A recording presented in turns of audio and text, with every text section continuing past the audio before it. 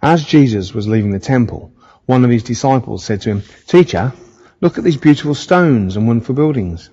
Jesus replied, "Do you see these huge buildings? They will certainly be torn down. Not one stone will be left in place."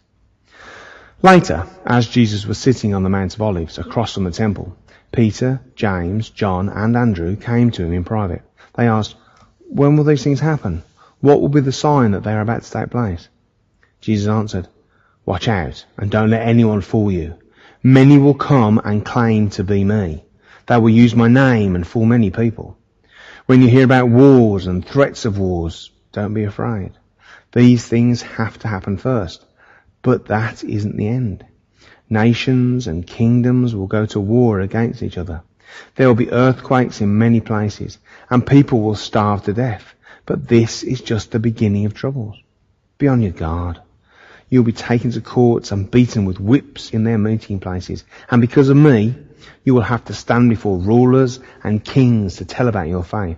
But before the end comes, the good news must be preached to all nations. When you are arrested, don't worry about what you will say. You'll be given the right words when the time comes. But you will not really be the one speaking. Your words will come from the Holy Spirit. Brothers and sisters will betray each other and have each other put to death. Parents will betray their own children, and children will turn against their parents and have them killed. Everyone will hate you because of me. But if you keep on being faithful right to the end, you will be saved. Someday you will see that horrible thing where it should not be. Everyone who reads this must try to understand. If you are living in Judea at that time, run to the mountains. If you're on the roof of your house, don't go inside to get anything. If you're out in the field, don't go back for your coat. It will be an awful time for women who are expecting babies or nursing young children. Pray that it won't happen in winter. This will be the worst time of suffering since God created the world, and nothing this terrible will ever happen again.